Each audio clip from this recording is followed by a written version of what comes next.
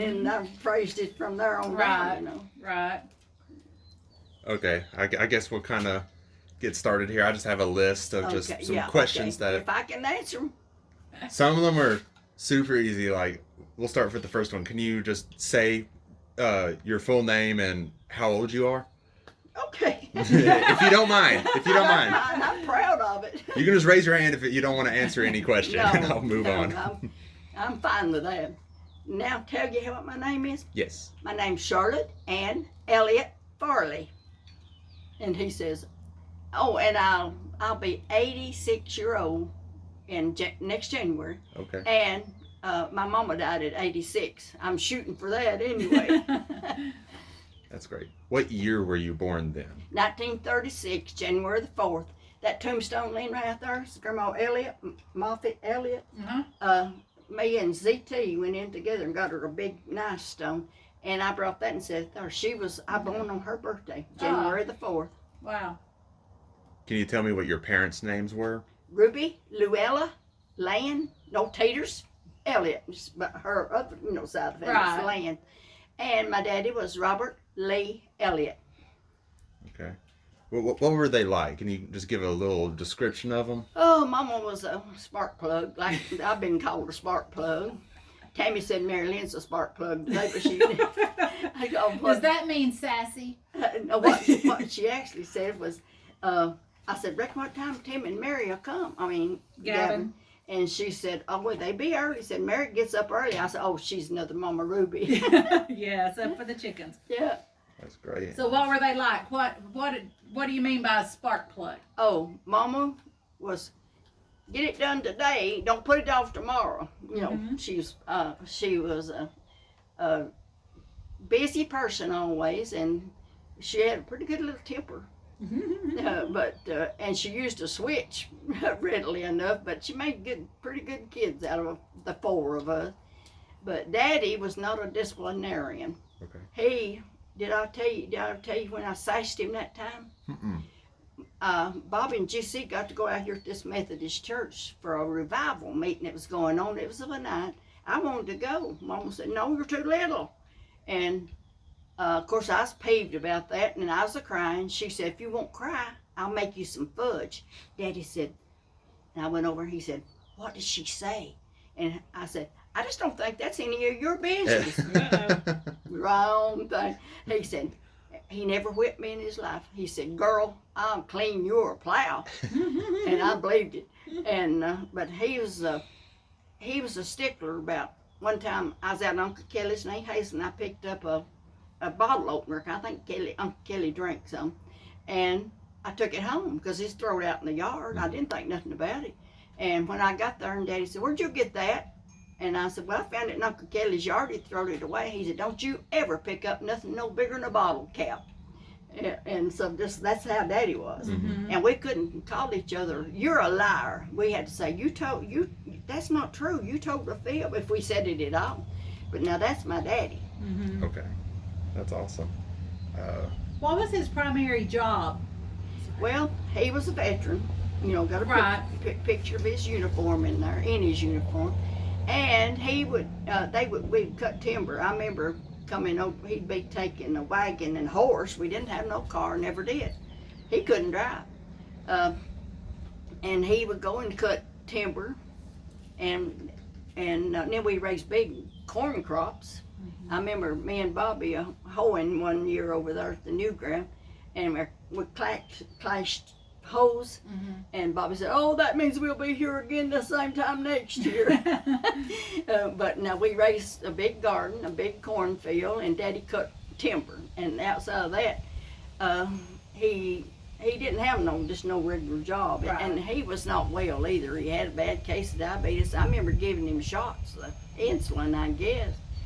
So, and Mama never did. Did Mama ever work at the shirt factory, or do you remember? I don't remember her ever working to my memory, but it seemed like she might have a little bit. It seemed like she did, but if she did, it was not too long, and then, well, when she would have been able to, age-wise. Now, how old was Daddy Bob when he died? Daddy was 61 or 60 or 61 year old. He had a, diabetes, and he had a heart attack and fell dead right in front of me. I was down trying to give him sugar, thought that his sugar had failed or something other. And Don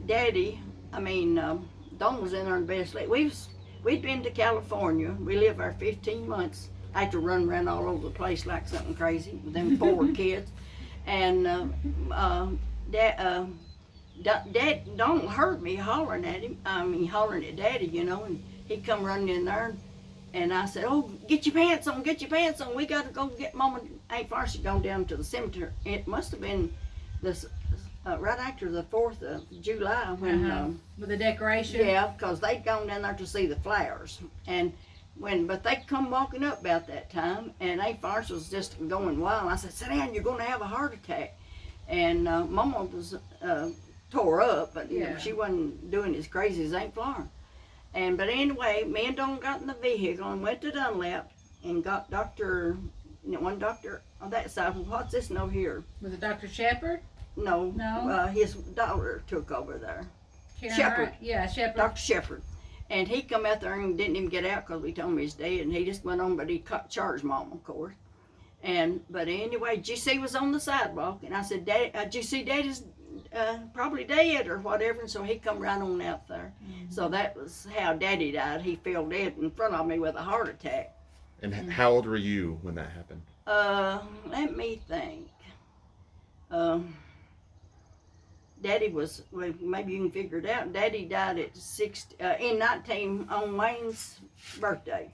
I mean, not his birthday, but it's 1958. Year he was born. And I was born in 36. So right at 32? Yeah, I was right around 32-year-old. I thought you were younger. For some reason, I don't know why. 30, let's see, what am I saying? 36 from 58. 58. 22. Wait, yeah. Was it 22? 22. 22. I was 22-year-old when Daddy died. Yeah. Wow. Okay, that's about what I thought. Yeah. Now, how many grandkids had been born by that time? And let's see, Wayne. No, he didn't. He wasn't even married, was he? Well, Sherry would have been the only one if we'd had any Yeah, I know Sherry had been born, but I think Kathy was born. Oh, you mean his grandkids? Daddy's grandchildren. Yes. Well, I know Sherry was because I remember him putting her swing up in that big old tree right out there in front of our yard, And but outside of that, I know. Kathy said that he would call her Kathy with an F, but she was a baby, I think. And Wayne was born in Chattanooga, and so was Marty. So they wouldn't have been. But they wouldn't have been. No, they wouldn't have been here yet. Okay. And the rest of them, I don't know if he'd even had any. Yeah, I don't know about Anita. She's close to Sherry's age. Yeah. So I don't know if he had hardly any grandchildren, but I know he had Sherry when he died. Could you tell me your siblings' names? That would be Max. Let me start with Bobby, the oldest one. Bobby Ruth, Grover. I hate that. Grover Cleveland, Elliot Court, GC. He was named after Uncle Grover. Okay. And then Maxine, Norma Maxine. All right. So it was Bobby, GC, Charlotte. Yeah, and I was the third one. Okay. And Maxine was the baby. Oh, was she ever? We had to rock. But she nearly died when she was just, I say 3-year-old. We lived down at the old place, and I remember me and Bobby standing looking out the window. And I don't know if Mom was over there with her or what, but anyway, Bobby said, "Oh, she can't never have no kids now," because she's in the hospital with pneumonia. But anyway, they spread her on the mountain that Bob Elliott's little least child probably wouldn't be alive the next day. But we called her Pine Knot after that because she survived that.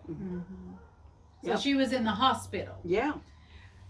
So there was something at one time about Mama Ruby was up by a fire holding her mouth open trying to help her breathe from asthma or something. Do you remember? Or that may have been related to the pneumonia part. It probably was because I don't remember that. Okay. Mama had mentioned something Yeah, about of course she remembered something about that. So can you give kind of a brief description about your 3 siblings? Just what you can think of? Well, Bobby, being the oldest, I remember, one time we was living down at the old place, and anyway, she had a little party or something or other. I don't know why. I can't even imagine Mama even letting her have a little party, but somebody was there. And that June Carter was singing, "Don't you think that's a breaking it off a little too far?" They got tickled. Of course, they was trying to make something dirty out of it, no doubt. And but I remember that about Bobby. But me and Maxine used to, Bobby would confide in me. Mm-hmm. She was a good girl. I never knew nothing on her, real bad. And but anyway, one time me and Bobby was going down toward the quarter place, right straight out from the house, and Maxine was running after us. Them little legs of trying to catch us, and she'd be so mad because we wouldn't stop and let her in on the secrets, But that, just such as that was, Now one time, Mama and Bobby was sitting up on the porch down at the old place, and me and Maxine's playing out in the yard. We got into it about something other. I don't know if we was actually, I never remember me and her fighting, just actually going at it, but we was into it. Bobby jumped off the porch and hit me, and I was squalling. And just such as that went on then. And then GC, I had that in that article. Daddy, he was smoking, and Daddy gave him $5, which wasn't no little amount back in them days. It'd be like giving ours now, 100, I guess. But anyway, one time they went hunting, and it had rained, and GC was coming out of the woods ahead of Daddy, and he saw a dry cigarette butt laying there, and he knew GC was ahead of him, so he knew that he was smoking, and he done give him $5 with the agreement he'd get to whip him if he caught him smoking. So he come home. They come home, and Daddy got his switch, and I, on that front porch, I laid out like I was dead, just stretched out, laying down. Daddy run that switch up and down my leg, and I know he was grinning like a possum, no doubt. Bobby and Maxine took off down through the woods behind the house. I took the coward's way out. And GC, Daddy whipped him. He was crying. We loved him so much. He's the only boy, and I remember climbing up in the bed. He went to bed. I climbed up there, and I was just rubbing his head and trying to comfort him. And so that was one of them things that went on between. About how old do you think GC was? Well, he couldn't have been over, since, Bobby was the oldest. Right. And then GC. And so he must have been around, 12, 14, something like that in there. So, I guess. Young adolescent. Yeah, he wasn't very old. I couldn't have been down there. We moved out there when I was 14 years old. We didn't have no electricity. It had never come, in effect, it hadn't come on the mountain. Because I remember me and Betty Joyce Dennis, my cousin, riding the bicycle a little bit down on the mountain. And because they's down there stringing up wires, putting electricity out on the mountain. Wow. See, that's how old I am. We didn't even have electricity. We moved out of there when I was 14. And Daddy sold my inheritance. Let me explain that. It was, what do you call that word? It was so pitifully poor, and Bobby was born in 1929. The Depression. And Daddy just dropped $50 on the veterans pension. And let me tell you that where I won't forget that. And remember where I was at. Okay. He wrote his sisters a letter and said, "Girls, I've took out a little insurance policy," and said, "If anything happens to me over here, says you, cash it in and divide it among yourself." But said and when we went over the big pond, that's the ocean, we saw a lot of Huns. So that means it was World War I, and that was the war with Germany. Right. But anyway, now I got back to. You're talking about the Great Depression, and he sold your inheritance. Oh yeah, okay. We had 365 acres. That's what I've always used. 365 acres. He inherited it from Grandma Elliott, as I said, is her tombstone, because Z.T. Elliott Henry Camp wrote a history. I used to have it, and Grandpa's in there, Z.T. Elliott, that he was a modern day Daniel Boone. He used to kill deer for the troops, and Daddy said he climbed up in a cave one time with a bear, and said whenever he'd get a clear bead, he knew that the bear had lowered his head, licking himself or something else. And when he raised up, Grandpa shot him in that cave, killed a bear. But anyway, now where was I back to? About the farm being sold. Oh yeah, Grandpa. Whenever our family came out of Ireland and Scotland, and I got a book in there on that too. And but anyway, when they come out, they bought, you know, the Elliott Cemetery down there for the Cape Mountain, up there. I don't know if it's off the tram trail. Yeah, that we got somebody buried up there, and but anyway, let's see now, what was that? If I get off on something else, I forget where I was at. Well, we're talking about the farm in the Great Depression. Yeah, I got to tell that before I get off. You're fine. I wasn't sure where you were going. Okay, but we had that big old farm, a big house. I got a picture of it in there when they was building it, and Daddy was standing there about 4-year-old, I guess, with a little fancy dress on, and Uncle Henderson Elliott, Uncle Blackburn Elliott, by his first wife, and she died. I think she might have been a Stanford, but anyway, then he married my grandma, and they built a house down below the old place. But anyway, when and keeping where I'm gonna tell you that about selling that farm. Anyway, Daddy took us down there one time, and all we seen was foundation rocks way down in past that house where I was born in that house.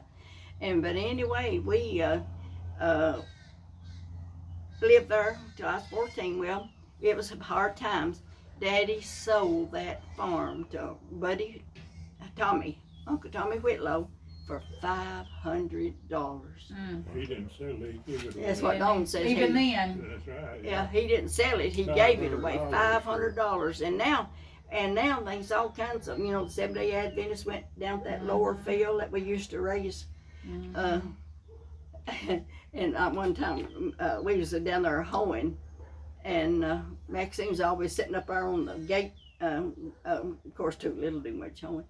And but anyway, something was said real funny there, but I can't remember it right now what that was. But anyway, he sold it, and we moved up there, and you know where Bob Henry used to live, and his Aunt Farncy's house. Then Uncle Russ and maybe Uncle Kelly and some of them went in and built Aunt Jessie, because she had left Uncle Russ, and they built her a little house up there. A small, and then Daddy added to it where we, you know, lived. Still, that's when I married him. We lived there, but anyway, it's that's just the way it all come about. That we wound up there, and then what? Anything else you want to know about the family about? So you've been kind of describing, can you describe the old place as far as your house and kind of what it was like around there? Yeah. I'll tell you this. One time, Mom and Daddy drove the wagon. We just had one horse. And they drove up to Grandma Teeter's there for dinner. While he's gone, Maxine and Bobby went over in the cellar. Daddy had some homemade wine over there, and they brought it over to the house. I mean, all of us partook of it, I said. But I must not have drank as much as they did, because Maxine got sick and threw it up on the floor. And it must have been wintertime, because we got ashes out of the fireplace and put it over the vomit in the floor. And Bobby got up on the bed and was trying to fumble with a shade and tore it down. Boy, but this time I was in a panic, because I know Daddy and Mama would kill us. And I said, I'm going up Grandma's. And I started down the lane. Bobby come phone and said, don't go, we're just kidding. And then we're just kidding, and them doing all that. And so it's just one crazy thing after another when you're growing up. So the old place house. Describe how many rooms it was and how you heated it. You said you didn't have electricity. What did y'all do in the evenings when it got dark? I guess you had to go to bed. We had coal oil lamps, just like we got one in there for when the electricity goes up. Right. That's all we had. And Mama would get up and go in the kitchen. Of course, had one in there too. And she'd make and I remember straddling that thing where Daddy we'd go up at the top of the oak tree hill right above the house there and saw things down, make wood for the wood cook stove. And she'd make a fire in the wood cook stove. Can you imagine that? Every time she wanted to cook a meal, she had to make that fire. And one time I remember that I got up, I was hurting in my side, and I was sitting in front of the grate, and I had Mama's shirt pulled over my shoulders, and she said, "What's the matter, sis?" I said, "I'm hurting." And Daddy got up, and when GC and Bobby went to school, he told me to tell them, he told them to tell Haskell Elliott, he lived up there where with Ethel Seals and them, you know, and to come and take me to the doctor. Well, he took me to not Dr. Shepard. What was the other nowhere? Dr. Graves? No? No, he was an old therefore Dr. Shepard. I know his name as well as I know anybody's. Sure. But anyway, he said she's got diabetes, appendix, and there's no cure for it but the knife. That's how he said it. I started crying. I thought I'm going to have to leave Mama. Yeah. But anyway, took me to Newell Clinic. They operated and took my appendix out. And, well, I don't reckon nobody'd be seeing that, but anyway, I remember they had a real sweet nurse, and she was black. And we didn't never see no blacks, you know. Right. And she took my hand, and I remember when she turned my hand loose and left, I looked at my hand, be sure if my hand was black. Right. Oh. Well, you didn't know. I mean, that's just you didn't know, so you were no. trying to learn. And I said, another thing I said, I remember I went to one of them places where we bought stuff to build, you know, over there in Lowe's. And I thought, well, I better go to the bathroom while I'm here. So I started to the bathroom, and the black lady came out, and she held the door open for me. She said, "Come on in, honey." And I said, when I wrote it, I said, I never forgot that, how sweet that woman was, you know. Right. So we don't have no prejudice against people like that, because God made us all the same You're absolutely blood. right. You're exactly right. Yep. Do you have a favorite specific memory at the old place, as far as you kind of told me about you either getting sick or in trouble? Do you have any Well, this is when I had my appendix out, and down there I had my thyroid. Mama always talked about it being just such a place for her that was just like no cares, no worries, just kids Well, back playing. in them days, you didn't see what we're seeing now. Right. It was just a more peaceful time, and I walked all the way from, I couldn't have been walking all the way down there. It must have been when we lived up there, out to the Kegel School, and I'd build a fire. I don't know if they was paying me to do that or what. I can't remember that. But anyway, I built a fire for the kids to get there in that big pot-bellied stove. Well, one day Wavy Seals was standing there, so one of the Seals family, Wavy and Irving Seals. Well, Wavy was standing there, and our teacher was standing there, and I can't think of his name right now, but I liked him. And I was having a hard time that day getting it started. So I said to him, I can't get this star farted today. Wavy said, "Star farted?" And me and her then, he's the teacher standing there grinning like a possum. Yeah. Boy, me and Wavy hit that door and run out. Embarrassed you? Embarrassed today. And you'll notice if you ever start one word with another, you'll say it like that every time. But just things like that, you know. Yeah. And we could walk all the way, a little old grade school girl, walk all the way from wherever we lived out there where we lived when we got, like where we moved from down there. And Mama didn't worry about us, didn't worry a thing about somebody kidnapping us. I wasn't afraid. And nowadays you can't hardly let your kid play out in the yard. Right. when you lived at the old place, how did y'all get to school? Well, we walked. I ain't remember walking. I stayed at St. Florence quite a bit. I remember that. And one time I remember I was, must have been crying. And St. Florence had a woman down below there, was there, and my eyes must have been red and kind of, and she said, St. Florence said, what's wrong? I said, well, I got some powder in my eyes.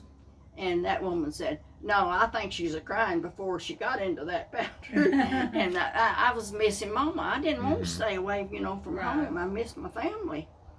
But anyway, that's way that it went all them years. We'd walk up there.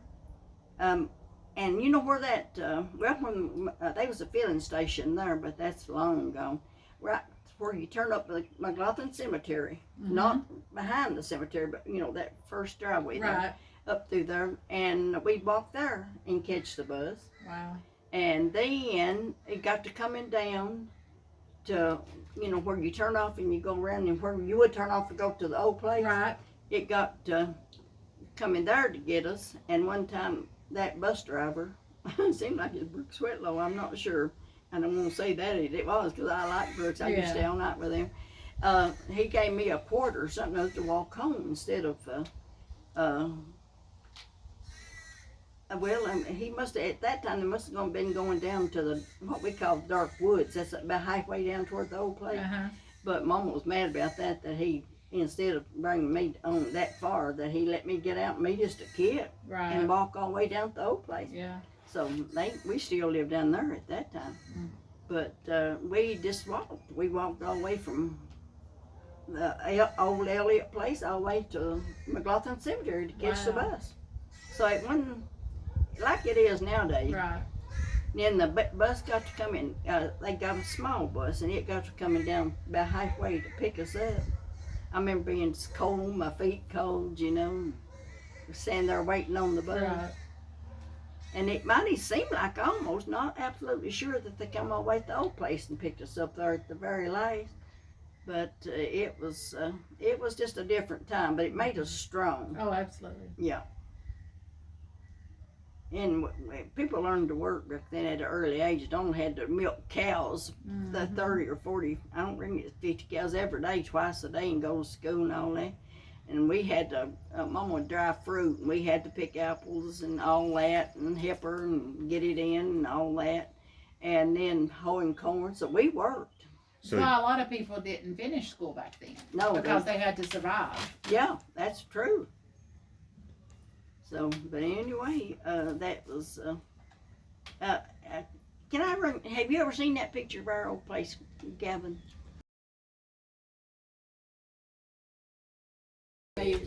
Bangs and all that, and then to this, look, I was at a talent show, and I don't remember who he was at all, but he was accompanying me. Right. And so, I was just thinking this morning, I can show you what a chord is. Here's a C, here's a D, here's a G, and I can play guitar, but I can't anymore because my fingers just got arthritis in them. Right. So I tried to the other day. There we are. Wow. Yeah. Oh, and then you said, how was it made? Okay, you go up these steps. They didn't have no... You want to video her telling about? I've got it rolling here. Okay. It's just... You want me to hold it? Okay.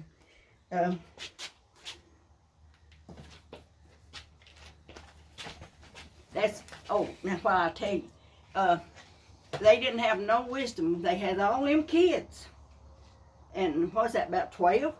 And you go in down big long hall from the entry all the way to the back of the house, where at the back of the house had like a pantry, like it's good little size room, not too big. But on the right was one bedroom, on the left was the living room and the kitchen. Go figure.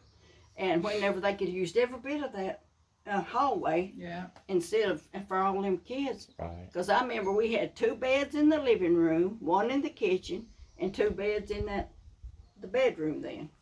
And so that's us. And so all them, whenever those kids was all at home, they had to take a picture of that. That's great. He's got you. That's great. And that's what I looked like when I was about 12? Yeah, And I about bet 10, 11, something like that. I bet I had GC's overalls on, because I don't think Mama was buying overalls for me. If it worked, it worked. You know what I mean? Yeah. And, that's me and Donna. And that's what we looked like. And I said, that's what you go from. I told Matthew, I said, you go from that little picture of me there to that, at 43-year-old, going to playing a guitar to this. You Still look beautiful. beautiful. Yes. I look at myself sometime in the mirror and I think, oh, you poor thing. And I grin real big. I said, well, that's better. There you go. Yeah. So, how did you learn to play the guitar? GC was pretty good at it. And me and him, that might have been, no, well, I didn't play. Me and Maxine just sung. I need to tell you that about me and Mac. We played with a band. That I don't know if it's Jack and Carly or something other. We was over a place, seemed like it's in Grundy County, but I'm not sure. But anyway, me and Maxine was singing, and Maxine got tickled, got me tickled. We couldn't even finish her song. I said, needless to say, they didn't take us back again. I said, somebody, when I was telling one of the kids, they said, well, I guess that ended your musical career. It did. Now, did you usually sing soprano or alto? I sang alto. You sang alto, Mama would do the soprano? Maxine's a good soprano singer. And I could do a pretty good alto, but I can't no more. My sinus drainage done wrecked my throat. But what did I expect at nearly 86-year-old? You're doing all right. Well, comparatively I am, and I'm thankful for it. But anyway, let's see. Did you ask something else, sir? Let's see. So, you said that GC was good at guitar. Oh, yeah. GC was good at playing a guitar. I never remember him singing, but let's see. But he did play like that. And I remember one time we was at home and we was playing when Don Stoker came up there. And I remember him being there. And Now, all four of you could play, couldn't you? yeah, But you don't really remember how you learned? You just... we had it there, and I guess, I don't know how GC learned, but I guess he showed us how, Mm-hmm. But I used to play at chapel, Mm-hmm. at school, high school, up on the stage in front of all them people. And I'm gonna tell you this, it's kind of funny. Don had a cousin named Joe, I don't know if Joe Swanner's dead or not, but Joe Swanner. yeah, he was in high school, sitting out there would have been on the left side of the auditorium. Mm-hmm. And they take us in there every morning and have chapel. And I played my guitar and Betty Joyce, and it might have been one Deland or another girl would sing a song for, I'm guessing chapel gospel service, singing. Yeah. And so Don Stoker told me on the bus that coming home that night that Joe said, Charlotte Elliott and her log rolling gang. Oh. Yeah, he said that. And so when he told me, Don told me that, I told Miss Peggy, I said, now the next time you introduce us to sing chapel, you say, and here is Charlotte Elliott and their log rolling gang. So she did. And then when she said that, I looked straight at Joe and he said, he knew he'd been caught up with. And I said, and so I even wrote something about that. I said, I guess it's because I was from Cagle Mountain and he was from Dunlap. Yeah, so. Do you have a favorite gospel song? I just love them all. Me and Don listens to country music all the time, and we listen to the Gaithers. Right. Saturday evening. Yeah. Yeah. I like them too. Yeah, and songs me and Maxine used to sing, I can't remember them right now, but we like them, of course. She was a good singer. Mm-hmm. Do you have a favorite famous singer that did country? I think Marty Robbins, that may have been who I named Marty after. He was my favorite man singer, country. And Loretta Lynn was my favorite woman singer, but I like them all. And with their dying out, I looked at that name from from Wayne this morning, who died just about 2 months ago. What was his name? And Charlie Pride died. Yeah. And this other one you'd know real well, if I could think of it. We lost a lot during Yeah, I think 2020. Conway it Twitty seemed. died in his bus. Yeah, he was in his 50s, Yeah, mid-50s. Yeah, I don't know if I don't know if they burnt the candle at both ends. And They said he had an aneurysm, I think, in his stomach to burst. well, you know that my friend Janice in Rome, Georgia, her husband, she come home one night. He was moaning in the bathroom, just incoherent nearly. She rushed him, got him rushed to the hospital, and big size 8 one. Mm. I got stents right in here now from him. Right. I was about size 4. So I had mine fixed, and I think Sherry's even got a little one. Mm-hmm. But I have to go ever so often to that place over in Chattanooga, and they put some slicky stuff on, they Right. running around there. The ultrasound of Check it out just to be sure those stents are still where they're supposed to be. Right. But I hate, that I have to have them because I couldn't lift. They said don't lift over 5 or 10 pounds and don't bend over and all that stuff. Of course I do now, but Right. I was afraid to then. So then, do you have a favorite? I know she asked about a favorite gospel song. Is there any favorite just other kind of song? You should sing something for us. I can't. I've tried to sometimes try to sing along. I can't. My throat, my sinuses. They gave me a thing. I even went to Chattanooga and had my sinus tested. They give me a spray, Right. and I still use it, but it's took my throat. I Yeah. can't sing. That sounds awful. That's okay. I don't want to. If you're not comfortable with it, we won't force you to do anything. Not to sing. I can't do it. That's okay. I'm looking at my list here. Okay, so we talked about it a little bit ago about how so many people of your generation and in this area weren't able to finish high school because of needing to help out and that kind of stuff. I know my granny wasn't able to. What was your case? Were you able to finish high school, or did you have to end up? Yeah, I was a senior. Okay. Me and him got married, and I quit. Ignorant. Igmo. Gotcha. Mama got her GED at 39. Yeah, She finally went back. Yeah, I got mine, and that's my biggest Regret? regret is not staying in high school and getting to walk across that stage. Right. Yeah. Because you worked so close to it, Yeah. and then Yep, I'd love to write I'm a pretty good writer. I'd have to Mhm. say so. If you've ever read any of it, because I get calls in from Lula Bess Hickey used to work down at Uh-huh. Squatch County Bank for 30 years, I believe. She says she called me. And Chick Newman's wife, we used to work together, Lorenza. She's a Mexican. Yeah, I know her. I used to go to church with her. She called me twice. And Chick died a long time ago. Mhm. yeah, Yeah. Chick's dead. Mm-hmm. And other people's He just called me. run total with me one time. To say that that they are enjoying what I'm writing. I tell them, well, I need to quit because people think I'm just a crazy old woman. And one way, they said, "No, don't you quit."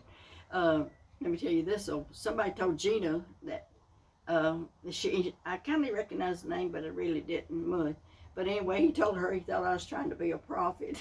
And so I tell people I need to quit. People think I'm trying to be a No, prophet. we need to tell people about Jesus and we That's gotta be right. ready And that's what I tell them. You gotta And share I the seen down gospel. at the courthouse one day. I was in Charlotte Cagle's office. Me and Tammy had Matthew down there registering to vote. Uh-huh. And Charlotte said, I'm enjoying your articles. And I said, well, let me tell you. I said, I am nothing. I was born on Cagle Mountain, dirt poor. And I said, but I tell God, if you can use me, use me. Yeah. And I said, and ever since I've been, well, I wrote all my life. Let me tell you, Jessie Faye Elliott, she married, her husband died not too long ago. Did you hear about that? I don't know. But one stole a Lockhart or something. Mhm. But anyway, she asked me one time, Herschel, that's Uncle Henderson's, no, that's Uncle Blackburn's children and descendants. She said that Herschel was in the service and he was in school and he needed a story, had to write a story. I wrote him a Western. And got it. And that was when I was still just a teenager. So I've wrote all my life. Yeah. It's a gift. That's all it is. Yeah. And my friend asked me the other day, she said, boy, you sure got away with words, because I sent her stuff. And I said, well, that's just my one gift. I said, what's your gift? She said, I ain't got one. I said, oh, yes, you have. I said, you spend money to buy feed and corn stuff to feed all them deers that comes up on your back lot, looking in your window. They know you're going to feed them. I said, that's your lot. I said, God's watching just like I am. So, so you Everybody see, has something to offer. one, and most people that got at least one gift, they don't know what it is. Right. But that's mine. If I've got one, I just love to write. And I keep saying I'm going to quit, but I said, if I do, I'll have to hide my pencil in my paper. I said, because every time I hear somebody, a minister, say something other, and we listen to Tom Carey on Sabbath about 4 or 5 sermons on Sabbath every time. Sometimes I put the tape player right here by the window. We come out here for the evening when it's warm.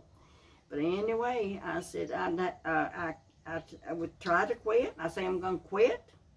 And then yet, first thing I know, every time I hear something other, I'm writing it down. And then time I get it down, I've got, good sayings that I can add to what I'm writing. So I don't know. Must be Charlotte trying to quit and the Lord saying it's not time. Well, that's what I'm thinking. And I'm even willing to spend the money for the Tribune if I think. I tell God all the time, Father, if it's just me wanting to be glorified, I said, don't let me do it. But then I thank him whenever every little bit I'll thank him for putting words in my mouth. Of course he don't really, but he guides you on what your thoughts need to be and what you need to write down. That's Absolutely. Right. So, and here's what I think too. I know neither one of us ain't got long left here. Sherry, she started out. They got days. Sherry's is Monday, Wayne's Tuesday, Tammy's Wednesday. Wayne will come back tomorrow, and Sherry's Tiffany, her daughter, comes on Friday, and then Marty, they all fix your breakfast and do what needs to be done. So I said that switch worked out pretty good. But anyway, I just hear things, and first thing I know, I'm writing again. Yep. Oh, Sherry came out, and she stood here in front of me, sitting here like this, and she said, I just want to thank you guys for doing what you've done for me all them years. And she hugged us both and went on her way. And that's what every parent longs to hear. That kind of done. Might not have been perfect, but we did the best we could. It made me feel good. Absolutely. Right. Yeah. And so anyway, here Tammy was here today, and they come and make us several jars of lemonade, because they know we like to drink lemonade. I don't drink much water. I drink lemonade, but that's water. Yeah. And we put stevia in it. We don't drink a lot of sugar. But no, we don't drink any sugar. Well, liar, pants on fire. We drink Dr. Pepper. Right. Hey, Gavin drinks Dr. Pepper. I like it. That's our favorite drink, and Dawn likes it. So that we usually have whatever we have for dinner, and then a glass of Dr. Pepper, and I didn't get me one of them little fig bars or something other than he drinks one of them. Eats one of them little Debbie cakes. But that's the reason I won't lose 10 pounds. I hadn't got the character to do it. I don't think you need to. Well, that nurse, they come here. They come the other day and check us out from Blue Cross and Blue Shield. And they said I was within limits of what I was supposed to be with my weight. Right. And Marty's Marty's a diabetic. He can't eat a lot of sugar. Right. And Wayne, he is so hung up on eating fruit and stuff. And boy, I tell you, he is so. He knows everything that's happened from way back yonder and what's going on now. He watches news and stuff, and it ain't good, Mary. What's happening? We're in trouble. Not. Before we get too far away, do you know when you started writing for the Tribune? When you started sending in articles? Yeah, well, I've got a thing this big, that high, with articles in it in folders, and all kinds in my thing. Everybody in there over there on that chair. And but I'd say every bit of 5, maybe even 10 years ago. I don't know, because Okay. some of them are quite old. Okay, that's good to know. Did you have a favorite meal growing up? A meal, Mm-hmm. I'll tell you what, when we ate what we had, we ate pinto beans, fried potatoes, slaw, kraut. Kraut goes good in that pinto bean. And just stuff like that we raised and had ourselves, that's what I had growing up. Mama would talk about the meat hanging out in some building covered in salt. Tell about that, because that's something I don't even know about because I've never seen it. We had a smokehouse. It's called the smokehouse. Right out, you go out that house right there. Uh-huh. Go out that the kitchen door, out of the kitchen, and there's that smokehouse. And when we killed a hog every year, we just had one, and that was the only meat that we really had. Daddy killed a turkey one time, I remember. But that smoke, we didn't have no refrigeration. Right. We didn't have electricity. So they would hang it up, and it was a different kind of salt. It kind of looked like it was had a little bit of reddish color to it. Yeah. They'd salt that down, and Mom would go out there every so often, slice her off a slice, and then we'd have bacon for breakfast. Uh-huh. And I never remember, having much in a way of a roast or anything, but we ate that hog till it went away, till we was gone. And then it was just beans and potatoes and Beans, potatoes, and stuff that you grew stuff on the farm. Yeah, grew out the garden, because we always had a garden. I remember one time Daddy, I was down at the garden with him, and it reminded me to tell you about me falling out the back of the barn there. Okay. He had, it was our first, and I don't know if it was a squash, or it might have been a cucumber. And I remember him give me the first one out of the garden that year. But anyway, one time Mom and GC was down there in the barn lot, and me and Maxine was in that little side shed on that big barn we had. Mm-hmm. And our dog was in there, and she was having her pups. We wanted to see. So I was climbing up the back of the side of the barn loft and got to the top of it, and the plank pulled off. I fell back. See that scar? Yeah. Right Oh, there. wow. I got that right there. And I went running down toward Mama and GC. I said, "Oh, I've killed myself. GC said, "Oh, that's all she does is cry." And Mama come running toward me, and she said, "Oh, she has." She picked me up and she carried me up to the house. She set me in a chair, and she filled it full of salt. Oh. See, they had to take care of things. They knew what to do. And then tied a rag around it. When Daddy comes, he was here from the woods of cutting billets or whatever they were. And he was plumb irritated with her because she hadn't already got me to a doctor. And how did he think she's going to us living down at the old place with no vehicle? And she'd had to send for Haskell, Elliot again. But anyway, he got me to Dr. Shepherd. No, that other one. Uh-huh. He put 3 stitches in that thing, and that needed more than 3 stitches. Stanifer or Shepherd? Dr. Stanford. Dr. Yeah, that's the one we went to. One time I remember I was up at Dr. Stanford's, and Dr. Shepherd's was directly across the street. And he asked me, he was a little bit jealous of it, I guess, because he said, "I seen you going to Dr. Shepherd the other day." Uh-oh. And I don't remember what I went up there for. But I do remember going to Dr. Shepherd a few times. Mm-hmm. But that's just something other that. And there was another one, Doc Barker. What was that doctor the Jens went to? Do you remember down there? Dr. Barker. Yeah, there was another doctor down there. But I think maybe that Dawn and them that was their doctor, but Doc Stanford's was ours, and then Doc Shepherd. Anything else? Since she was the baby, can you describe what it was like when my granny Maxine was born? Mama, there was all of us born down there at the old place, and it was no lights. And they would. I remember we sleeping in the kitchen at that time. That's had a bed in there. And let's see, I was just 3-year-old, so I can't really remember much about, Maxine till I got on up older. But I remember when Grandma Elliott died, and I remember some of them setting up in the living room with her, and then of course I don't know what kind of ambulance took her off and buried her out at the McLaughlin Cemetery. No, Methodist. Mount Pleasant. I always kind of felt bad toward Uncle Charlie, maybe Uncle Grover, even Daddy, because they put Grandma Elliott out there in that one, but they buried Grandpa's buried.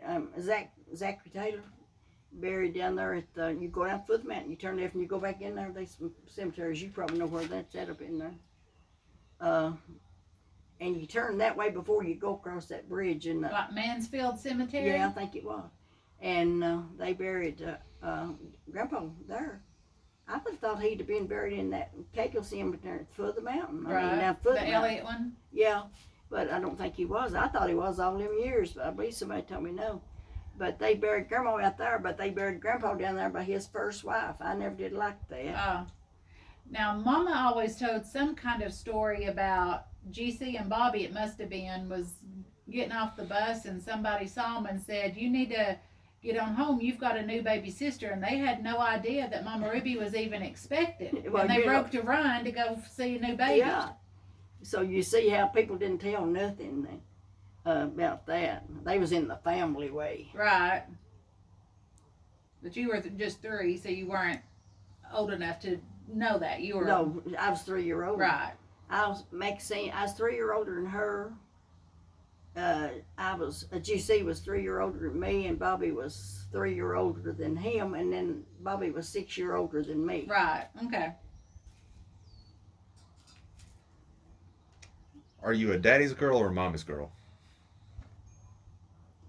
Well, I can't really ever making that big a difference, but I remember one time people used to tell that Daddy was a drunk, but he was not. He did not drink to excess. I know he made that wine that we took off that day, but one time Dad was sitting in the bedroom, the door was open, there on the right, and I said, I was crying because I was hurt because he was drinking, and he called me over and he said, you're the best girl, you're the best child I got.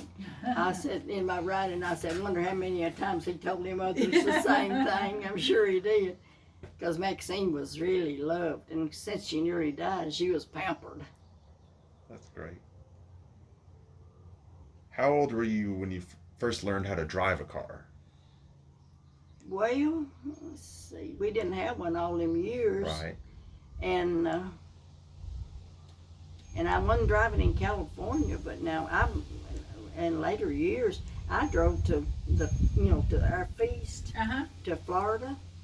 I forgot that other one. So you were at least a young married woman? Yeah, when I began to learn to drive, because we didn't have a car for me to learn from an early age, Mm-hmm. And especially with neither of your parents knowing how to drive. No, Daddy never drove, Mama never drove. And I was just trying to think. Now, when me and Dawn lived in Chattanooga, let me tell you that episode. Mm-hmm. We bought a house on Sylvian Street, which Bobby and Junior, when we went to Memphis. Maxine's born in Memphis. And I was expecting her at the time we went to Memphis, because we lived there 6 months. Sherry was born in Memphis? No, your mama, Maxine. No, Mama was born at the old place, wasn't she? Oh, I'm talking, who was born in Memphis? Oh, Tammy. Tammy. Okay. Yeah. But anyway, we went to let Bobby and Junior move in our house we bought. Of course, they never paid the first payment, and we lost it. Yeah. But anyway, we went to Memphis, lived there 6 months. Well, first, I was in Michigan. Oh, me and Dawn was separated at that time. I went to Michigan on the bus with Sherry. And I went to work at a big 5-story high bank building, operating an elevator, and you pull it like this, and it take you to the next building. And but anyway, Bobby was keeping Sherry, and then I must have learned to drive about that time because I remember, and I worked over at one of those fast food places, and I worked at Sylvia's Signal Knitting Mill, and Don worked there. He was a foreman there for a while. And so I bound to learn to drive during that time because I would have, because we had a vehicle. Okay. And so then just, let's see, what was, then after that we went to Memphis. Tammy was born there. Then we went to, from Memphis, no, we went to Michigan. We lived there 6 months. Then we came back, and then we went to Memphis 6 months. Then we went to California and lived 15 months. And then we came back home. And What part of California? Santa, what was that first place? Huntington Beach. Huntington Beach. Oh, I've been there. Have you? Yep. Yeah. And then we moved to Santa Ana. Maxine Bean came, Mm-hmm. and we all lived together there for a while. Oh. Was that because you were just trying to find places to work? No, we just, Donald had a partner, Doyle Russian, that they were sheetrockers. They were partners, and bought a beer joint on Market Street over there, which was a mistake. But that didn't last long. And so Doyle and them left and went to California, so we went for work too, you know, we went. And stayed there 15 months. I liked California. I didn't like Memphis too good, and I certainly didn't like Michigan that much, but wouldn't want to go back there at all now. But anyway, we came back here, and then that's when Lonzo Tapers, he gave me some, well, Mama had them borrowed, plain truths, Awake or something like that, and I borrowed them. Didn't do Mama no good. She's old primitive Baptist, you know. And once saved, always saved, and all that, you know. Well, I borrowed those, and I couldn't put them down. It wasn't long. I was finding out where that church was at, and been there for 53 years now. So who was it introduced you to your church? Alonzo Tabor? Lonzo Tapers. That's who Mama had the books borrowed from, and I remember him being in a church over there. He married, of course, Bertha Tapers, Right. and had her kid. Then they divorced. And from church, he married a woman named Inez Wicks, but I heard she died. And it's sad.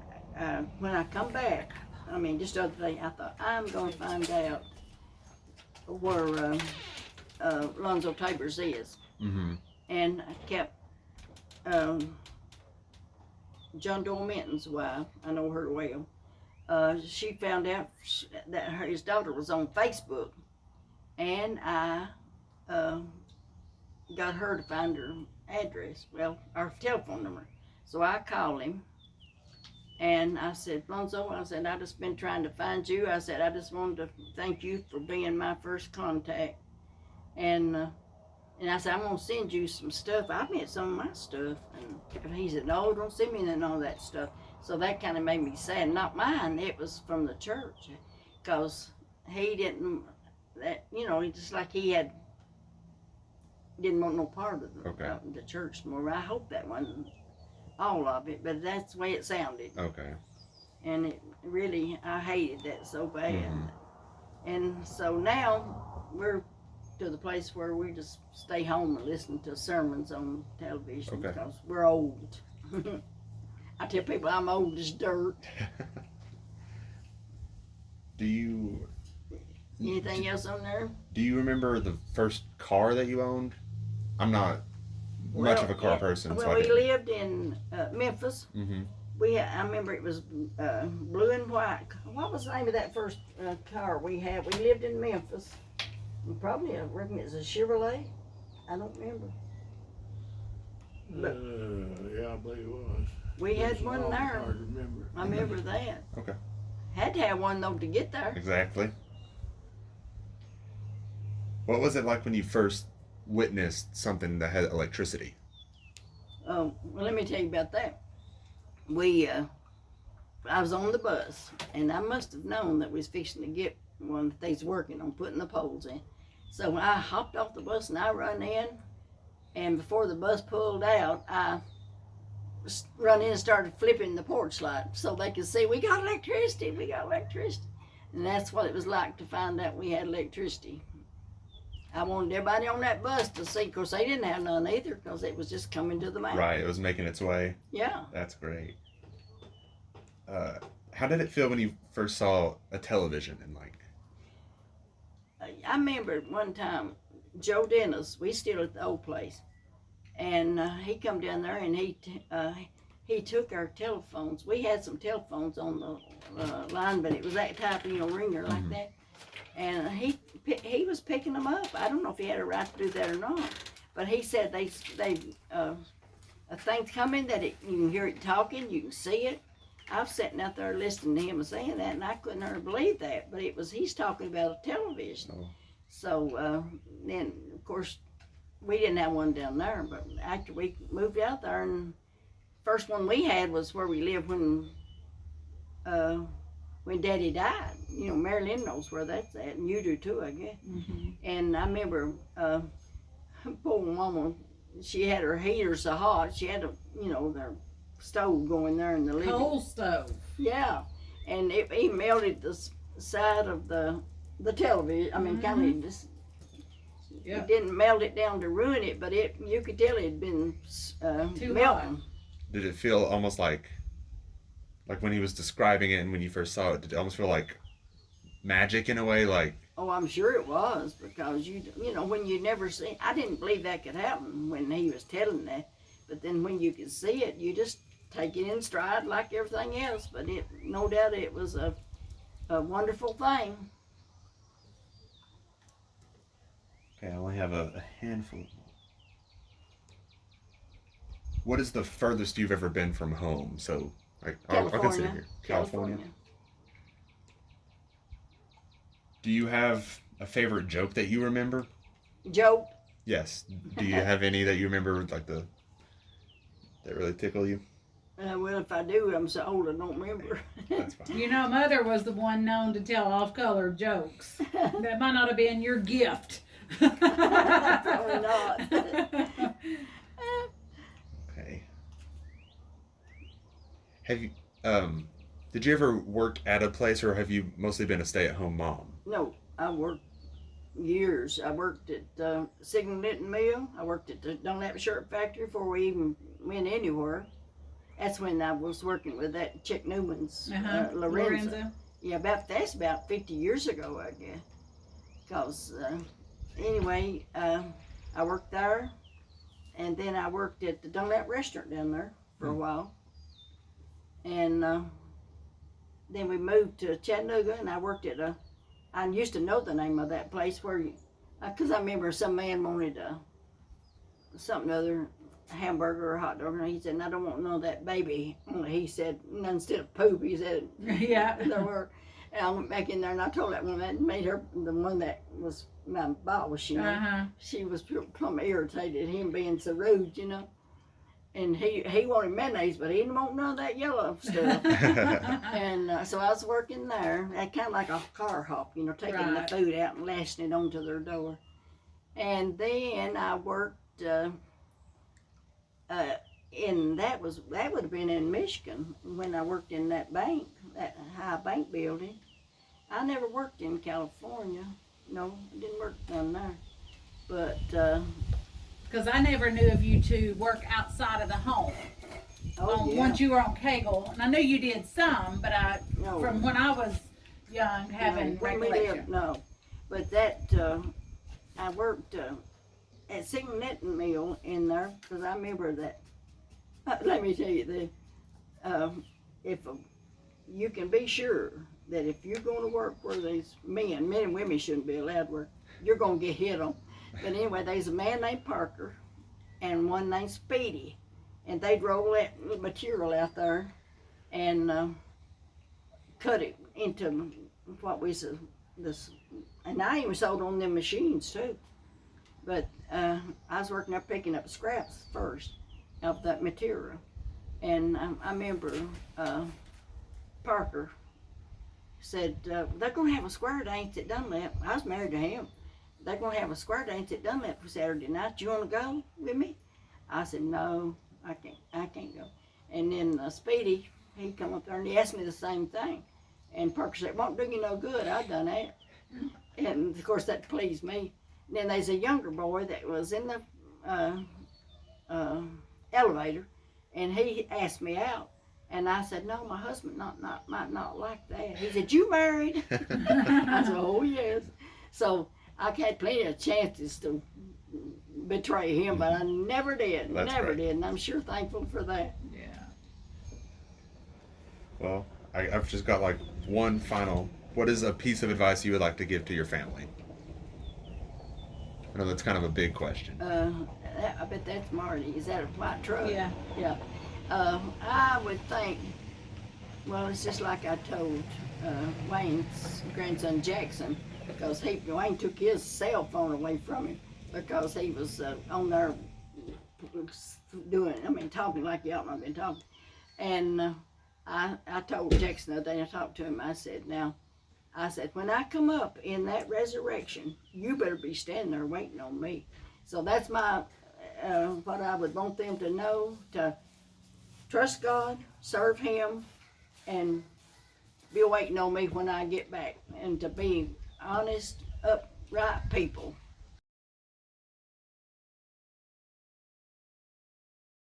Mary and Darlene used to make food for me, and Lakin, on her day off, or maybe she wasn't working, I don't know, does she work? No, she's a stay-at-home mom, so she Good. works at home. Good. She would bring the food out that they was preparing for me till the kids got to bring me so much. Tammy, I think Tammy finally told you we don't make no more. But anyway, You going to the dump? Lakin Yeah. I love her, and she is a Where's good she at writer. anyway? And Tammy was bringing it up, she was Where saying. the But schoolhouse used to be? I think I had Lakin's email. I tell Tammy. Cagle Schoolhouse. Yeah, because I want to send Working on Lakin this. some more of what I'm a writing too,